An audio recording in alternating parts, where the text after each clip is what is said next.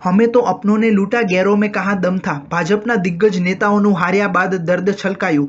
લોકસભાની ચૂંટણીમાં ભાજપના દિગ્ગજ નેતાઓ હાર્યા છે, જેઓ હવે હારના કારણો જણાવી રહ્યા છે। બાંદા ચિત્રકૂટથી હારેલા ભાજપના ઉમેદવાર આર.કે. પટેલે હાર માટે પક્ષના ટોચના પદ અધિકારીઓને જવાબદાર ઠેરાવ્યા હતા। સપા ગઠબંધનના ઉમેદવાર કૃષ્ણા પટેલે વર્તમાન સાંસદ આર.કે. પટેલને 71,000 મતોથી હરાવ્યા હતા। આ અંગે વાત કરતા આર.કે. પટેલે કહ્યું હતું કે પક્ષના ટોચના પદ અધિકારી અને નેતાઓએ ભીતરઘાત જ નહીં ખુલીને હુમલો કર્યો છે।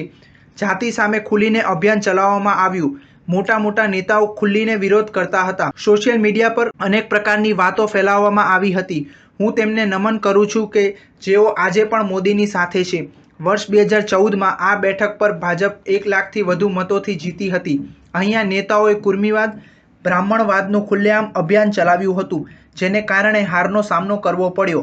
સ્થાનિક સ્તરે શું થઈ રહ્યું હતું તેની જાણકારી ટોચના નેતાઓથી લઈને રાષ્ટ્રીય અધ્યક્ષ સુધી હતી।